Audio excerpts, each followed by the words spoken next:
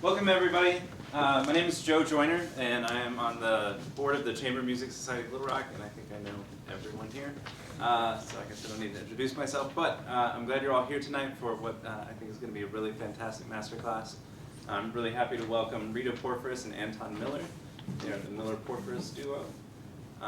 Rita was one of my viola teachers in Houston, and when at the University of Houston, and now they are both professors at the Hart School of Music. And so, they're going to be performing a concert tomorrow night at the Ron Robinson Theater in downtown. It's going to be a really interesting evening. They're going to be performing live film scores to three silent films. The Great Train Robbery, which is a 1903 movie from Edison Films, and another silent film from 1909 called The Violin Maker of Cremona, which is about violin making, and then a third movie is Pollyanna. So I hope you'll all be able to come to that. It's going to be really great. It's really fun. It's fun. Yeah. It's totally fun. So unlike anything I've ever seen, so it's definitely a once in a lifetime kind of thing. So. Absolutely. But without further ado, let them take it. Okay, great. Whenever you guys are ready.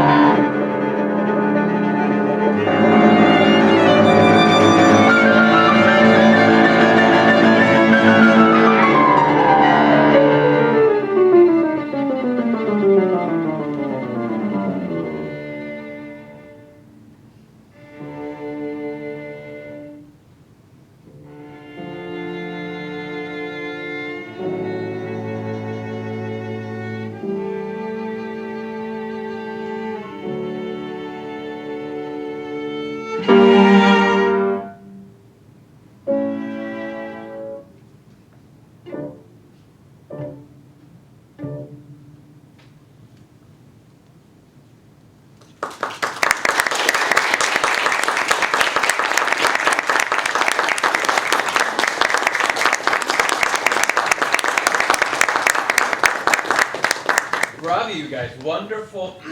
Well done with a piece that's extraordinarily difficult. Very brave to do the slow movement. No, it's great. It's really great because it's just nerve-wracking, right? There's like the long bows and trying to make sure that you change at the same time. You guys are doing great with that. I wanted to just start by kind of talking first about Beethoven and just kind of getting an impression of what you guys feel about this piece in particular and what it means to you. I think it's probably pretty clear to your audience about what this music is about because you guys did a really nice job. But I want to hear from you all what it is that this means to you. What sort of kind of feeling do you have about this movement? Anybody want to say? Anybody brave enough to speak up? To tell us what it... See, I think... Comes to mind for me is like mysterious. Yeah. Well, and what I think, you guys, is that as a group, you should be able to jump on that question immediately. Every single one of you, all three of you, should be able to like articulate that, maybe in your own way, but you should have the same idea about what that is. Right? Look, there's so many things that we have to do. We've got to make sure that we're, in tune, and that we're rhythmic, and that we're dynamic, and that we're together, and that we're counting, and all those things that we have to make sure that we're doing.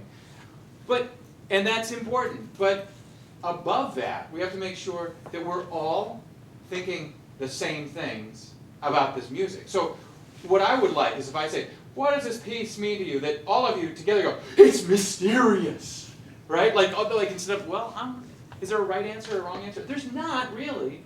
I mean, your audience can tell you what they think about it.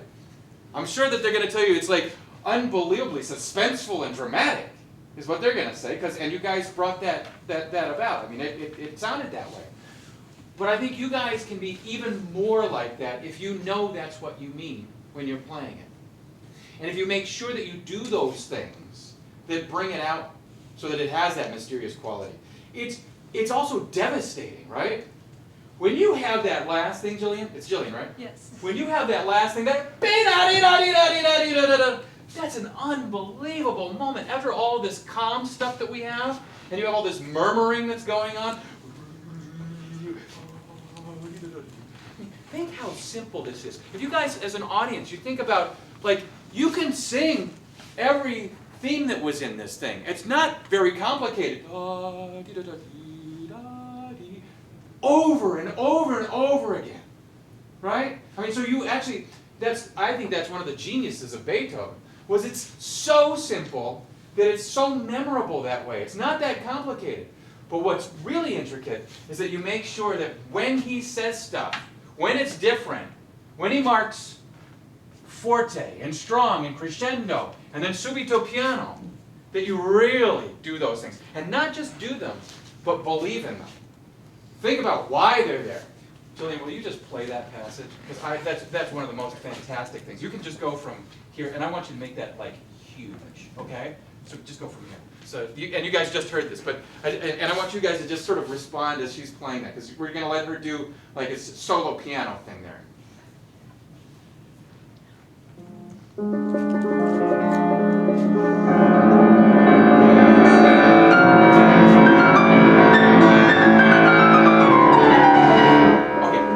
That's gotta be bum, ba-da-dum, bum, big-a-dig-a-dig-a-dig-a-dig. You have to just kill it there, right? You gotta make everybody go, wow!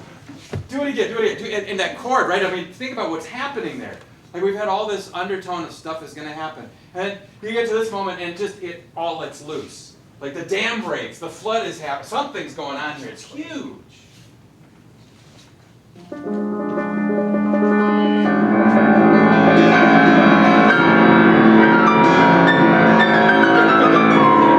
Start that thing. Bum, bididum, bum, biga-diga-diga. I'll tell you a secret.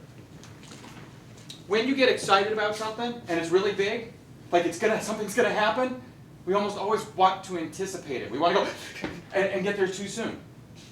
If you make your audience wait to hear it, it's gonna sound really big to them.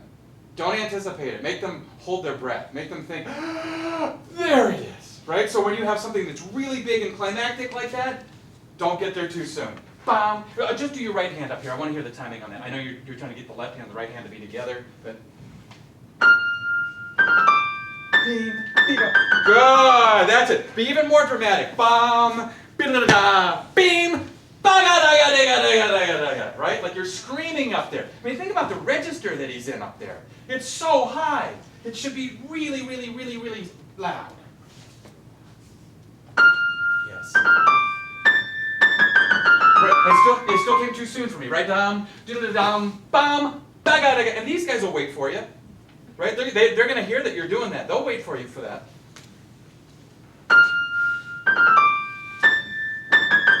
Yeah! And you know what? You could even just like put your whole body into that. Right? So just so you make sure that your audience knows that this is it. And this whole movement, for me, I mean, you guys get to play more after that, right? But for me, this is like the moment where we're building this whole entire thing, all of this suspense for that moment.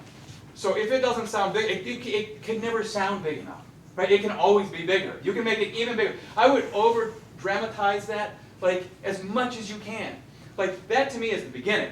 What you just did, now I start to hear it that way. I want you to do it, like, tenfold that much, or at least imagine it, so that you communicate that to your audience, so that they hear it that way. Okay, let's put your string players in here, and you guys let her do her thing. Whatever she's going to do with timing, you just watch what she's doing, and she'll be really clear about it. Let's do it. It's the bar before that happens. You guys know where that is? 87? 87. All right.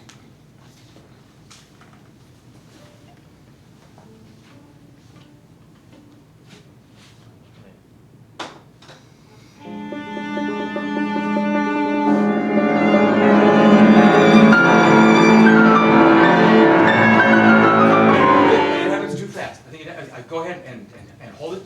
Make it slower than what it was. Make it more dramatic if you can, right? And then lead her up to that, right? Because you're crescendoing. You need to get strong enough and loud enough so that she's inspired to play that. Where is that in your part? All right. Yeah, you got a crescendo from piano up to forte in the space of 3/8 notes or something, right? So you got to really, and you could actually, if you want to, I wouldn't mind if you even split your bow and did down. And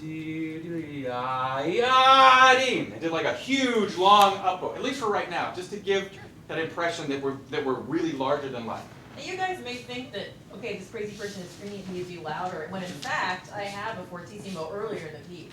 But the dramatic material here, I agree, is way more devastating and intense than when it happens earlier. Like I don't have numbers, but you see the fortissimo here, right?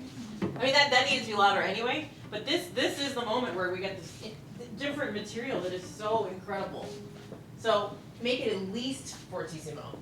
I would. It's all about intention, right? So if you guys intend this to be incredibly dramatic, it's not necessarily about how loud or how soft it is. It's about the quality of that intensity. And you can communicate that to your audience, like just making it feel like it's really intense. And sometimes you can do it through tempo. Sometimes you can do it through articulations. Sometimes you can do it with things that aren't just about loud and soft. Timing, a huge part of that. And maybe that crescendo, just, and then gets big right at the very end. So you can give a different impression. Just because, and the basic thing is that we want to know what you guys feel about this as a group. We want to see that and sense that as a group that you're bringing that to us. The way that you all three imagine that to happen. Okay, let's do it again.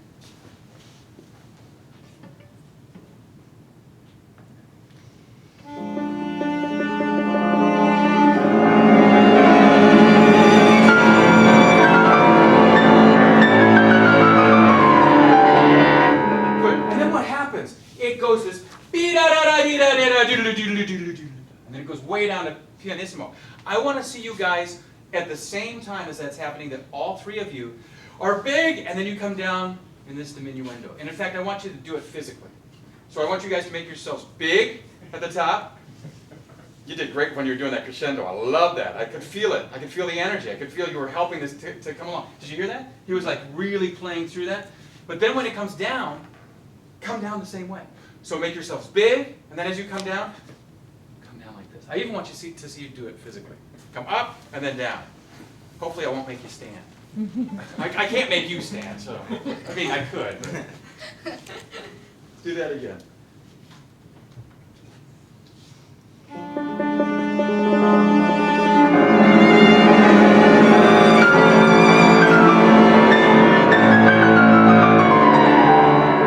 Good. Now, Jillian, you know those notes, right? You don't have to look at your part. You don't even have to look at your fingers, right? I want you to look at these guys. You guys don't even need to look at your parts probably either, right? I mean, you know what's there. I want you guys all to look at each other, and at the same time, you're getting, and by the way, when you go a little faster, when you get louder, you get faster. So make sure you do the opposite, because the bow goes faster when you're trying to get louder. But look at each other, come down at the same moment when you do that. Okay, well, let's do it again.